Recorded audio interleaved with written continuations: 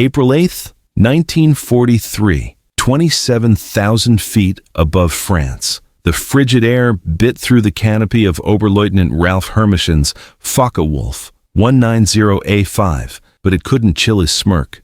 Gazing through the crystal-clear sky, the veteran ace of Jagdgeschwader 26 watched a curious sight below, a lumbering formation of American fighters clawing their way upward. "Flying milk bottles," he scoffed over the radio, drawing a chuckle from his wingman. The object of their mockery?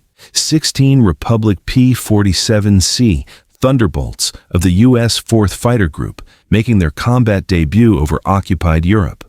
To German eyes, the Thunderbolts were absurd, oversized, barrel-bodied machines with cockpits like greenhouses and stubby wings that looked too small to carry their bulk. Their oversized propellers spun slowly, the aircraft straining under 7 tons of metal and fuel. Compared to the sleek Spitfires and nimble Soviet Yaks the Luftwaffe was used to fighting, these American brutes looked like engineering jokes. But what the Germans didn't realize, what none of them could know that morning, was that they were witnessing the arrival of the weapon that would eventually obliterate the Luftwaffe's fighter arm. Though awkward in appearance, each P-47 carried 8.50 caliber Browning machine guns capable of spitting out 6,000 rounds per minute combined. Over 3,400 rounds were packed into those bulky wings, creating a lethal convergence zone that could shred an enemy aircraft in seconds. Leading the American formation was Major Donald Blakesley, a veteran of the RAF's Eagle squadrons. He knew what his men didn't yet understand, that dogfighting in a Thunderbolt wasn't about turning or climbing. It was about speed, firepower, and surviving.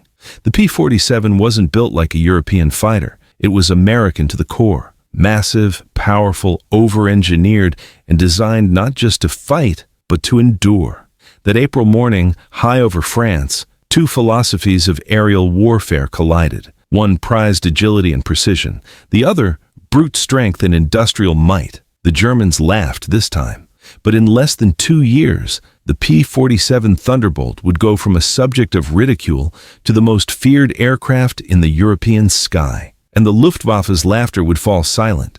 The Republic P-47 Thunderbolt was born not out of vision, but out of panic. In June 1940, as Nazi forces swept across France with terrifying speed, the U.S. Army Air Corps realized it was woefully unprepared for high-altitude air combat. Desperate for a new interceptor that could match or exceed the Luftwaffe's best, they turned to Republic Aviation and its lead designer, Alexander Kartveli. Kartveli, brilliant, relentless, and unapologetically bold, was handed an impossible task. Design a fighter that could climb fast, fly high, hit hard, and survive the worst Europe could throw at it. His answer wasn't elegant. It wasn't pretty, but it was revolutionary. "It will be a dinosaur," Kartveli reportedly told his team, "but it will be a dinosaur with good proportions." What emerged was the XP-47B prototype, unlike anything the world had ever seen. Weighing nearly 10,000 pounds empty, 65% heavier than its predecessor, the P-43 Lancer. The prototype looked more like a flying tank than a fighter. Its most striking feature was a massive turbo supercharger system routed through the rear fuselage, giving it an almost bloated silhouette. At first glance, even test pilots doubted it could get off the ground. But it could, and at altitude, it was a monster.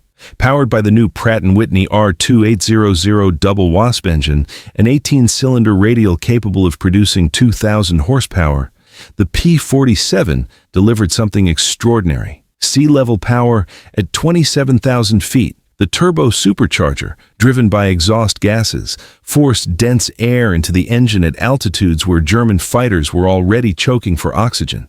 Yet this brute force came at a cost. Early versions of the Thunderbolt were notoriously difficult to fly. The plane dove with alarming speed, so fast that pilots encountered compressibility, a mysterious and terrifying phenomenon where flight controls froze mid-dive. It could torque roll on takeoff, ground loop on landing, and punish the unprepared. Training accidents were common.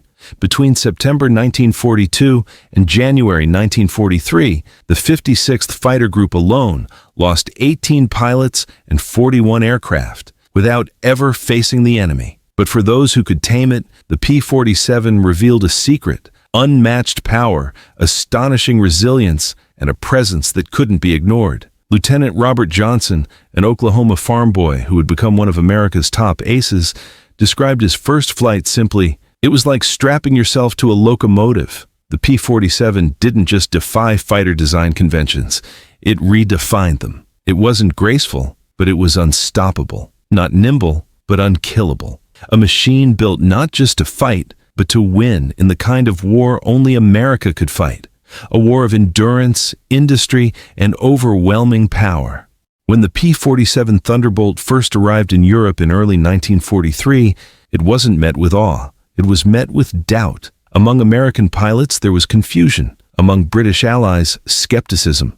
And among German opponents, open mockery. It was too heavy, too big, too sluggish. The P-47 couldn't turn like a Spitfire, couldn't climb like a Messerschmitt Bf-109, and certainly couldn't dogfight like the nimble Focke-Wulf 190. British pilots quipped that the best evasive maneuver in a Thunderbolt was to unbuckle and run around the spacious cockpit, and early combat statistics seemed to prove the critics right. In the first month of operations, the American Thunderbolt groups lost 14 aircraft, while claiming only 3 confirmed kills.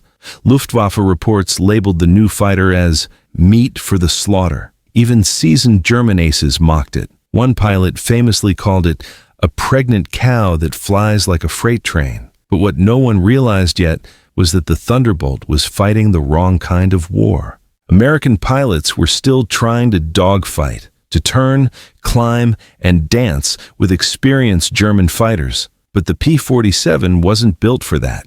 It was built to do something entirely different, hit like a hammer, dive like a stone, and absorb punishment like no other plane in the sky. And then came the first signs of its hidden strength. On May 4th, 1943, a Thunderbolt returned to base riddled with over 120 machine gun hits and 21 cannon shell strikes, and it still flew.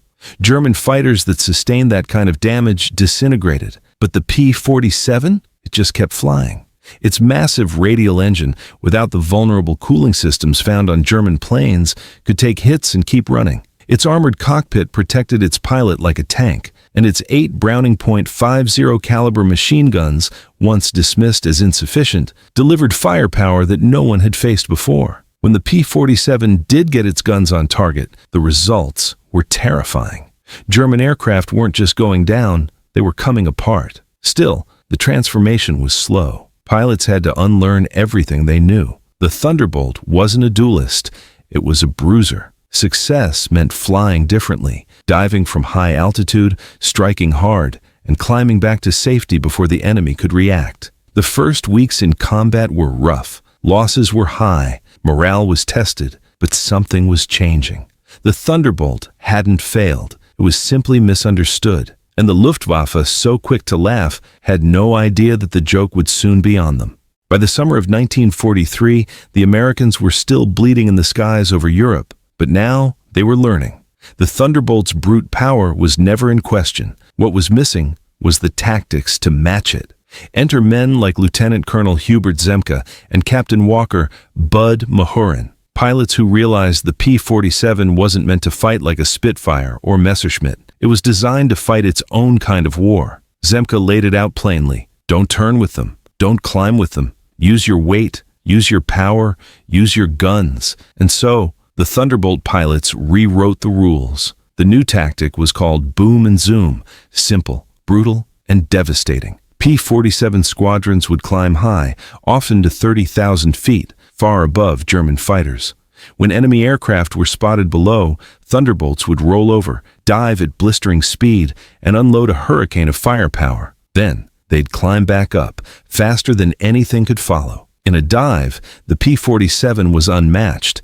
Heavier than any other single-engine fighter in the war, it could reach speeds over 550 miles per hour. Its dive speed alone was lethal, not just to its enemies, but to anyone foolish enough to try following it down.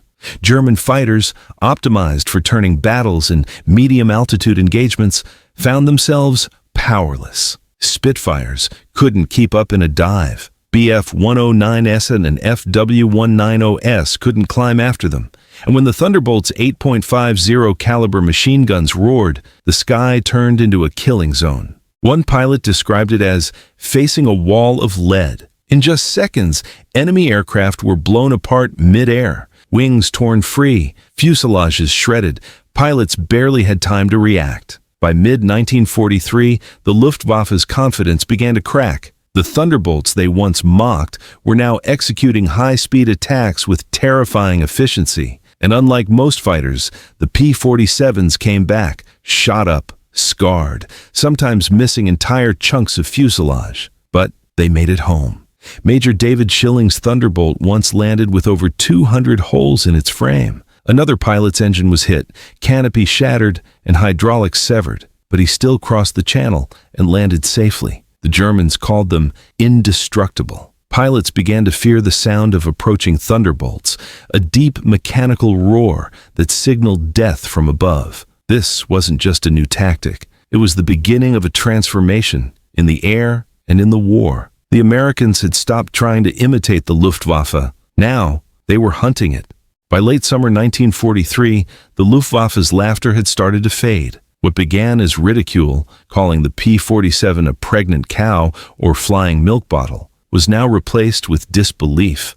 German pilots were witnessing something they hadn't seen before, a fighter that refused to die. The turning point came on June 26, 1943, high above Le Touquet, France. Second Lieutenant Robert S. Johnson of the 61st Fighter Squadron found himself alone, wounded, and flying a wrecked Thunderbolt after a devastating Luftwaffe ambush. Hit by over 20 cannon shells and 100 machine gun rounds, his cockpit was filled with smoke, the canopy jammed shut, and the engine sputtering. He was trapped, bleeding and nearly blind, in a crippled aircraft 27,000 feet above the enemy. And yet, the Thunderbolt kept flying. Then, it got worse. A lone Focke-Wulf 190 spotted him limping toward the English Channel.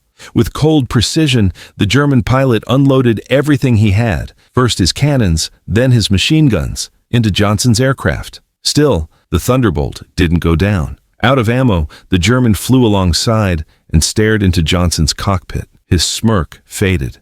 He shook his head in disbelief, saluted, and peeled away. Johnson landed his shattered P-47 back in England. His crew chief stopped counting bullet holes after 200. The engine had taken direct hits. The fuselage was torn, but the plane and its pilot survived.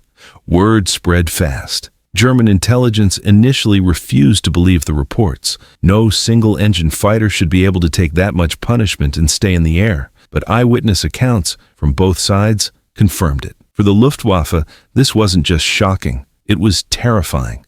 The P-47's thick armor, massive radial engine, and redundant control systems made it nearly indestructible. More importantly, when it got its guns on target, German fighters didn't just crash, they exploded. The 50 caliber Brownings created a cone of death so dense that anything inside it disintegrated in seconds. By July 1943, American pilots no longer feared the dogfight. They embraced their aircraft's strengths, altitude, speed, and firepower. They dove like thunder, struck like lightning, and vanished before German fighters could react. Veteran German aces began to take notice, and some began to fall. The Luftwaffe had entered 1943 with confidence. By autumn, they were beginning to understand a grim truth. The Americans weren't just learning, they were winning. And the Thunderbolt was leading the charge. The Republic P-47 Thunderbolt didn't just survive in combat, it dominated. And it wasn't because it was fast, or agile, or sleek. It was because of one overwhelming advantage: firepower. Each P-47 carried 8.50 caliber Browning M2 machine guns, 4 in each wing. Together, they unleashed a combined rate of fire of 6,000 rounds per minute, sending streams of armor-piercing, incendiary, and tracer rounds screaming through the sky. At convergence distance, typically around 300 yards, these 8 streams of bullets met in a 6-foot wide zone of annihilation. Anything caught in that space had a second, maybe 2, before it ceased to exist. German pilots who survived described the experience as flying into a wall of lead. 1 second you were in formation, the next, wings sheared off, cockpits blown apart, fuselages disintegrated into metallic confetti. The Thunderbolt didn't just shoot planes down, it ripped them apart. The ammunition was a triumph of American industrial and military engineering. Each gun carried 425 rounds, for a total of 3,400 per aircraft. That gave Thunderbolt pilots over 30 seconds of continuous fire, an eternity in air combat. German fighters, in contrast, typically had only 120 to 200 cannon shells total, requiring precise bursts and conservative aim. And these weren't ordinary bullets. The American .50 caliber rounds were engineered with delayed fuses, armor-piercing cores, and incendiary compounds that burned at 3,000 degrees Fahrenheit, hot enough to ignite fuel tanks, cook off ammo stores, and melt aluminum frames. Gun reliability was another advantage. The Thunderbolt's guns were electrically heated to prevent freezing at altitude, and each had individual charging mechanisms to prevent jams. German guns, especially wing-mounted cannons, often failed after sustained fire or rapid maneuvering. But firepower alone wasn't the whole story. The Thunderbolt was built to deliver it. Its robust airframe could absorb punishment that would destroy any other fighter. No coolant systems to leak, no fragile inline engine to seize after a hit. Just a massive radial engine wrapped in armor and backed by redundancy at every level, from fuel lines to control cables. It could dive at over 550 miles per hour, escape any pursuer, and climb back to altitude using raw momentum. And when it returned, even shot to pieces, it was often flying under its own power.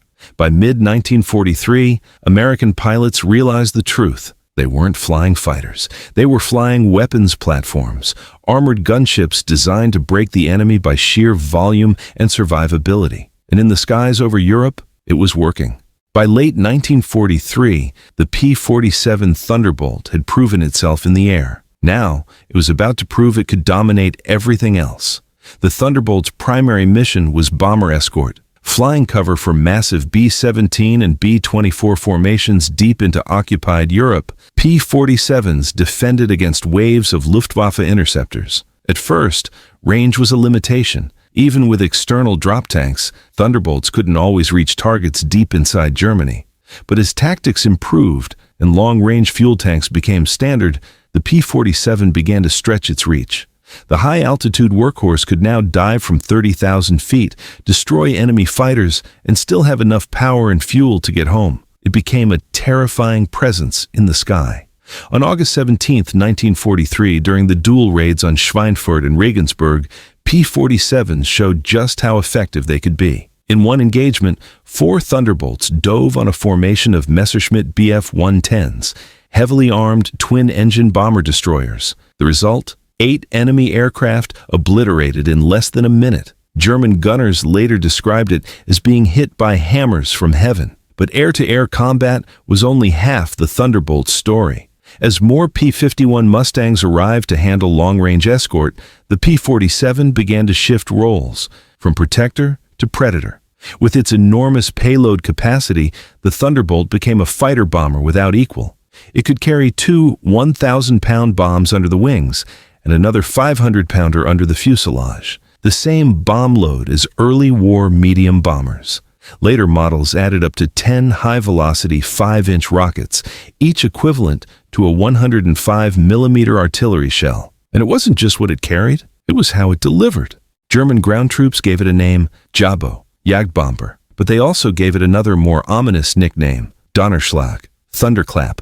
Colonel Hans von Luck, commanding German forces during the Normandy campaign, described the experience. They came in low, so low you could see their faces, the roar of engines, the scream of rockets, the pounding of machine guns. In seconds, entire columns vanished. The psychological impact was devastating.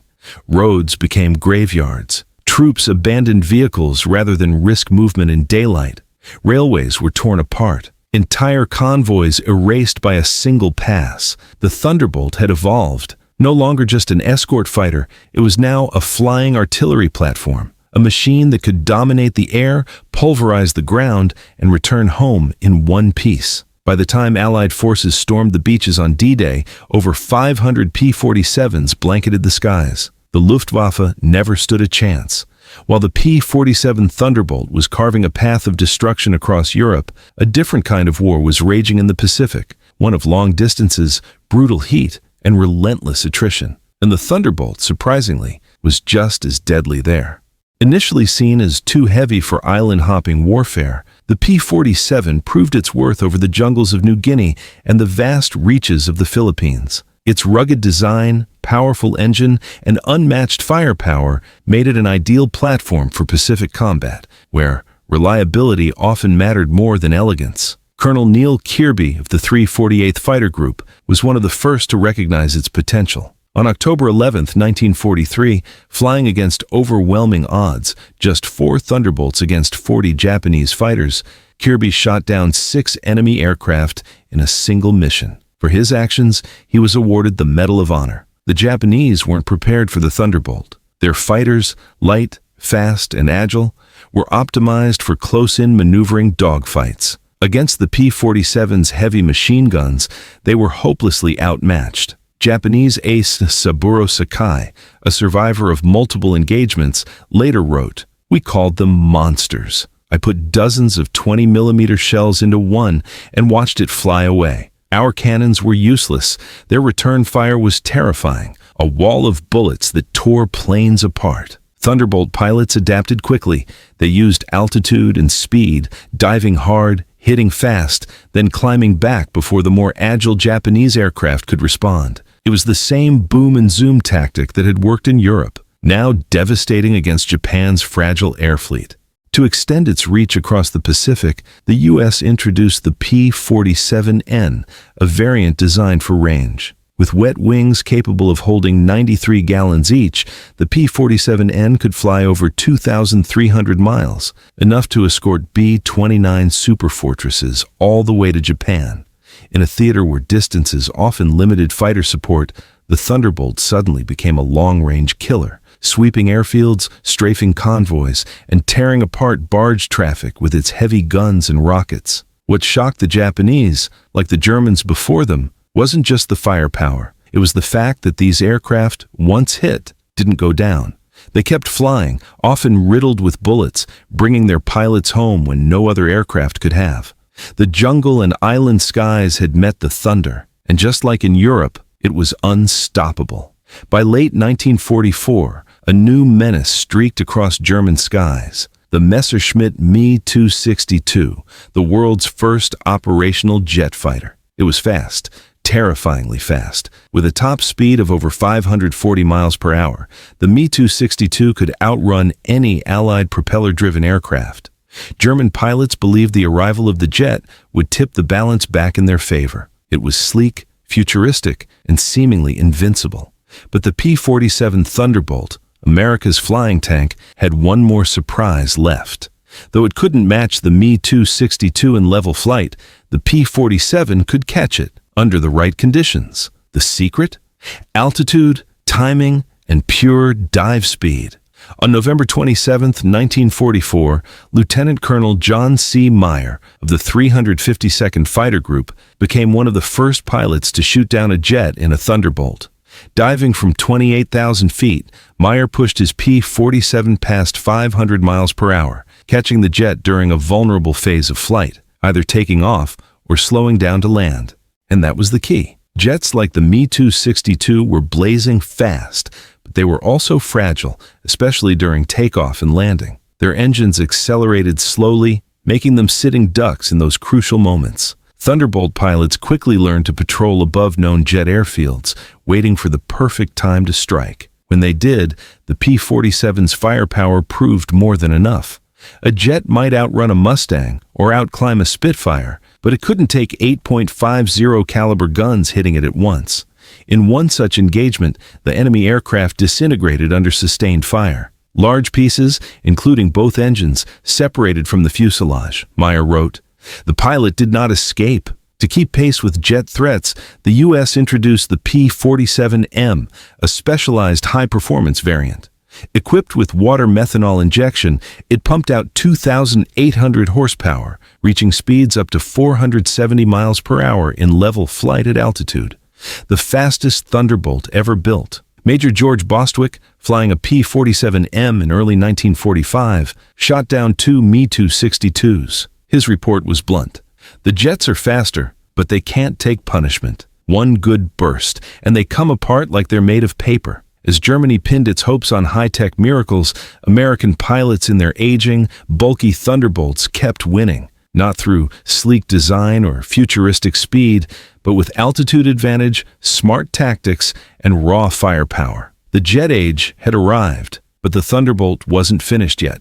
New Year's Day, 1945. In a desperate gamble, the Luftwaffe launched Operation Bodenplatte, a surprise attack designed to cripple Allied air power by striking their airfields across Belgium and the Netherlands. At Y-34 airfield near Metz, Thunderbolts from the 365th Fighter Group sat in rows, parked and vulnerable. German fighters swarmed in, strafing runways, lighting up fuel stores, and destroying 22 P-47s on the ground. A captured German pilot, watching the smoldering wreckage, sneered and asked an American officer, "What do you think of that?" Major George Brooking didn't flinch. He pointed to the remaining hardstands and calmly replied, "By tomorrow, we'll have 40 new ones." "How long will it take you to replace your pilots?" That one line captured the real power behind the P-47, not just the machine, but the machine that built the machine. Within 48 hours, brand new Thunderbolts had replaced the destroyed aircraft, fresh from the factories, flown in across the channel, fully armed, fueled, and ready for combat. No delays, no shortages, no problem. While 213 German pilots, many of them instructors and veterans, were lost in a single day, their irreplaceable experience gone forever. This was America's secret weapon. Industrial superiority on a scale the world had never seen. At the height of production, Republic Aviation was building one Thunderbolt every hour in its Farmingdale, New York plant. A second factory in Evansville, Indiana, constructed from farmland in 1942, was cranking out 500 aircraft per month. Each P-47 required 65,000 parts, 2,000 pounds of aluminum, 300 pounds of rubber, 8 miles of electrical wiring, and still, they rolled off the line with clockwork precision. Built by thousands of American workers, many of them women, trained in months to assemble machines of war with tighter tolerances than many pre-war luxury goods. Then, there was the ammo. Each mission required 3,400 rounds of .50 caliber ammunition per aircraft. By 1944, U.S. factories were producing over 30 million rounds per month. Fuel? The 9th Air Force alone burned 25 million gallons monthly, all shipped across the Atlantic, loaded into tankers also built by the minute. This was war by mathematics. Not just bravery and tactics, but relentless logistics. The P-47 wasn't just a fighter. It was a symbol of an economy designed for victory. Germany could win dogfights. America could win forever.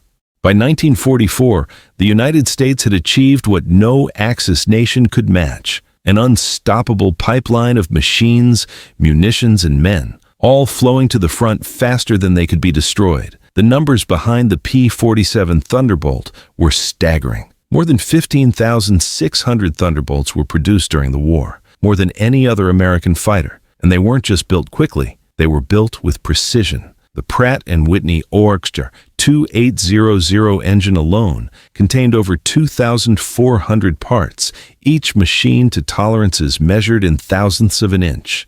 This engine produced 2,000 horsepower, enough to pull the aircraft and nearly 4,000 pounds of weapons, ammo, and armor to the stratosphere, and bring it all back, even with massive battle damage. The Thunderbolt's production was a symphony of logistics. One plane rolled off the line every hour. 30 million rounds of .50 caliber ammo were produced every month. 25 million gallons of aviation fuel were shipped monthly to the 9th Air Force alone, all while fighting 2 global wars in Europe and the Pacific. But the machines were only half the equation. The pilots mattered more, and America trained them relentlessly. By 1944, the U.S. was graduating 30,000 pilots per year from advanced flight schools, more than Germany trained in the entire war. Each Thunderbolt pilot arrived in combat with a minimum of 400 hours of flight time, including 100 in advanced fighters.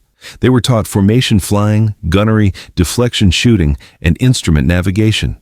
They flew against captured enemy aircraft in training, reviewed gun camera footage for tactics, and knew their systems down to the last switch. In contrast, by war's end, Luftwaffe pilots were going into combat with less than 100 hours total flight time, some with fewer than 30. There wasn't enough fuel for training, enough time for preparation, or enough experienced instructors left to teach. Lieutenant Eugene Roberts, who arrived in England in September 1944, summed it up. I had over 400 hours, 75 in the P-47. My first mission, I knew what to do. The German I faced probably didn't have half my experience. It wasn't a fair fight, and that was the truth. The Luftwaffe had courage, but America had infrastructure, training, and time. The P-47 wasn't just a plane. It was a system, one designed to win not through finesse, but through overwhelming preparation. In the skies over Europe, that system was working. In 1943, the Luftwaffe laughed at the Thunderbolt. By 1944, they feared it. By 1945, they were running from it. Early combat reports described the P-47 as a joke, too big, too slow, unable to turn or climb. German aces dismissed it as a bomber pretending to be a fighter, but those opinions didn't last.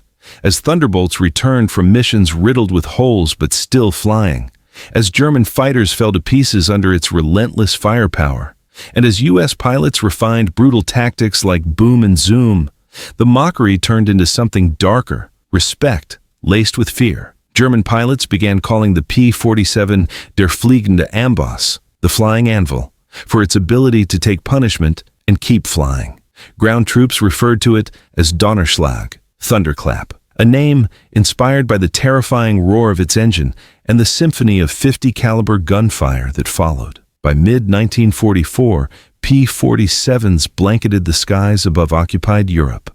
They weren't just fighters anymore. They were bombers, gunships, artillery with wings. Columns of vehicles were vaporized, trains were shredded, even tanks weren't safe from their rockets and armor-piercing fire. The Luftwaffe, once the most dominant air force in the world, was now losing planes and pilots faster than they could replace them.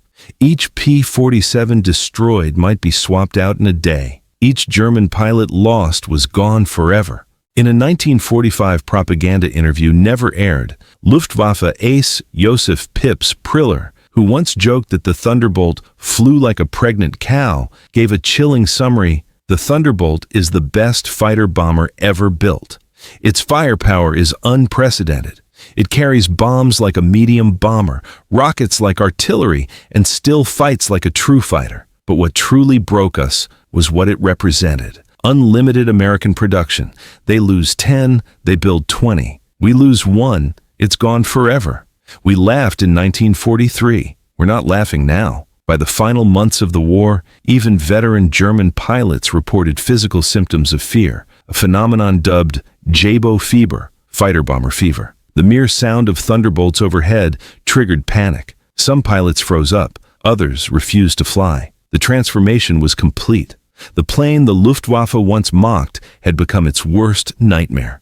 The P-47 wasn't just respected, it was feared, hunted, and hated. And above all, it was winning. By the spring of 1945, the Luftwaffe was a shadow of its former self. Airfields were bombed out craters, fuel was gone, veteran pilots were dead or captured. And in the skies overhead, the P-47 Thunderbolt still roared, relentless, unchallenged, and lethal. The numbers told the story. 3,752 German aircraft destroyed in aerial combat by P-47s, 3,315 aircraft destroyed on the ground, 9,000 locomotives, 86,000 rail cars, and 6,000 armored vehicles annihilated. Over 68,000 trucks and 60,000 horse-drawn transports wiped out in the Pacific. Another 700 Japanese planes fell to Thunderbolts. The Ninth Air Force alone flew over 213,000 combat sorties in P-47s. They dropped 120,000 tons of bombs, fired 135 million rounds, and launched 60,000 rockets. Their kill ratio in the air, 4.6 to 1. Their loss rate, the lowest of any Allied fighter bomber. But beyond the statistics was something more, something psychological. Captured German pilots, interrogated in 1945, consistently ranked the P-47 as the most feared Allied aircraft. Early intelligence files from 1943 dismissed it as clumsy and underarmed. By 1945, updated assessments called it unsurvivable in direct engagement. And perhaps no one summarized the legacy better than Adolf Galland, the Luftwaffe's former fighter commander. Speaking at a 1985 reunion of Allied and Axis pilots, Galland recalled flying a captured P-47 after the war. The first time I flew it, I understood everything. It climbed like it was falling upward. The cockpit was spacious and practical, the controls precise. But more than that, America built 15,000 of them while fighting a two-ocean war. We couldn't even build our best fighters fast enough. Once you heard the sound of those guns, you never forgot it. The Germans called that sound Roosevelt's piano, the unmistakable rhythm of 8.50 caliber guns firing in unison. It became the soundtrack of destruction in the European skies. And so, the P-47, once mocked for its size, weight, and shape, became something more. A symbol of American industrial power, a flying anvil of war, a machine that didn't just survive, it conquered. By war's end, there were no German pilots left to laugh. The Thunderbolt had spoken, and the sky belonged to America.